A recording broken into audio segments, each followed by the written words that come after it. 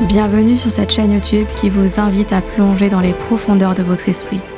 Ici, vous découvrirez des histoires qui vous aideront à explorer votre potentiel intérieur. N'hésitez pas à vous abonner pour ne rien manquer des prochaines vidéos.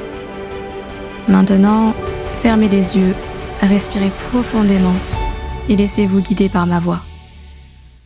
Il était une fois une tribu dirigée par un bon chef. Ces hommes chassaient le mammouth, savaient se protéger des ours de caverne et des tigres à dents de sabre, et leurs femmes étaient fertiles. Mais un jour, lors de la chasse, un de leurs meilleurs chasseurs se fit blesser à la jambe.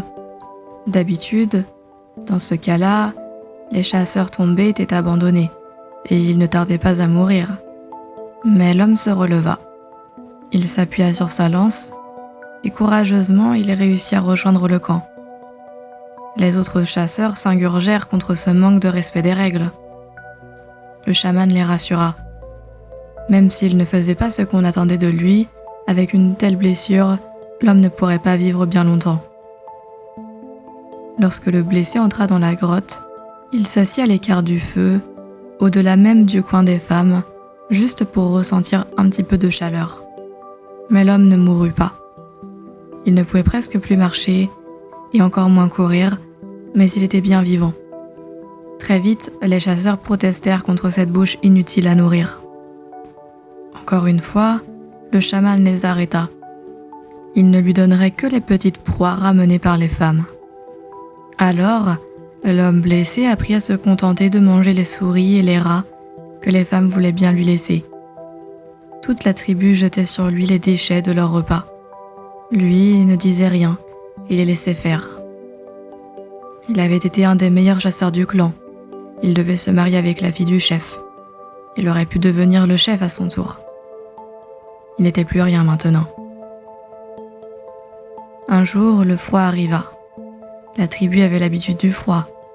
Il revenait tous les 4 saisons, mais cette fois-ci, il était beaucoup plus intense. Les chasseurs avaient du mal à courir dehors. Quand ils rentraient de la chasse, ils devaient passer beaucoup plus de temps à se réchauffer autour du feu. L'homme blessé, à l'écart, souffrait bien plus que tous les autres parce qu'il pouvait à peine bouger. Et le froid durait et s'intensifiait. Presque toutes les proies avaient disparu. Les chasseurs se couvraient des peaux des tigres, des ours et des mammouths en les portant sur leurs épaules. Ils se servaient des cordes pour les faire tenir sur leur dos, mais ils avaient toujours froid aux jambes, aux mains et aux pieds. Les trophées de chasse n'étaient pas partagés avec l'homme blessé. Ils étaient à peine parfois partagés avec les femmes qui s'en servaient pour couvrir les enfants. La faim commença à se faire sentir dans la tribu, tous souffraient.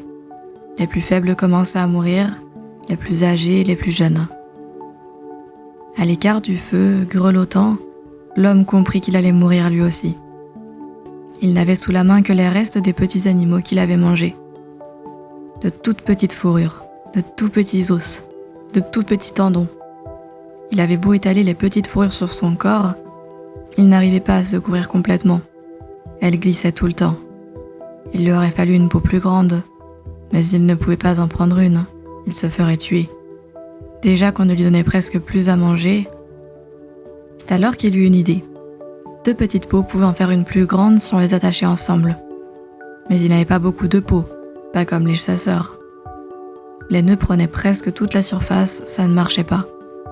Il se mit à réfléchir à la meilleure façon d'assembler ce qu'il avait. Il avait bien de vieux tendons racornis, mais les peaux glissaient lorsqu'il les liait. Patiemment, il travailla. Parce qu'il y pensait tous les jours, il eut l'idée de se servir des petits os taillés en pointe pour faire des trous, puis de s'en servir aussi pour faire passer les tendons à travers les trous. Travailler les os lui rappelait l'époque où il façonnait ses armes. C'était juste beaucoup plus délicat. Il cassa presque tous les os qu'il avait autour de lui, mais petit à petit, il réussit à faire un petit os pointu et troué, puis plusieurs. Il devint de plus en plus efficace pour lier les petites peaux. Comme les fourrures étaient rares, parce qu'elles venaient de petits animaux, il les agença de façon à ce qu'elles s'adaptent à la forme de ses bras et de ses jambes. Il en mit plusieurs couches. Et un jour, à force d'y travailler, il obtint une fourrure qui le couvrait complètement, du cou jusqu'au bout des orteils, Il n'avait plus froid. Il n'avait plus besoin d'être à côté du feu. Il commença à se fabriquer un bonnet pour couvrir sa tête. Lorsqu'ils rentrèrent ce jour-là, les chasseurs remarquèrent que l'homme blessé s'était encore éloigné du feu. Ils virent l'étrange peau dont il était complètement couvert. Les premiers chasseurs se moquèrent de son apparence, mais l'un d'eux remarqua qu'il n'avait pas l'air d'avoir froid. Il se leva et le menaça de sa lance pour qu'il lui donne son étrange fourrure. L'homme blessé refusa. Alors le chasseur le jeta à terre et leva sa lance bien haute pour le tuer. C'est à ce moment-là que le chaman stoppa le chasseur fou de rage. Devant toute la tribu, il demanda à l'homme blessé d'où venait cette étrange fourrure. L'homme lui expliqua qu'il l'avait faite. Alors le chaman lui demanda s'il pouvait en faire d'autres. Depuis ce jour-là, la tribu cessa d'avoir froid. Les hommes réchauffés étant plus efficaces à la chasse, la tribu cessa d'avoir faim. L'homme blessé ne fut plus jamais considéré comme une bouche inutile à nourrir. Au contraire, il était devenu l'une des personnes les plus importantes de la tribu. J'espère sincèrement que cette histoire vous a plu. Si vous avez apprécié cette expérience et que vous souhaitez en découvrir davantage, n'hésitez pas à liker cette vidéo, à laisser un commentaire pour partager vos impressions et à vous abonner à la chaîne. Votre soutien est précieux et cela me ferait vraiment plaisir de vous retrouver dans les prochaines histoires. À très vite.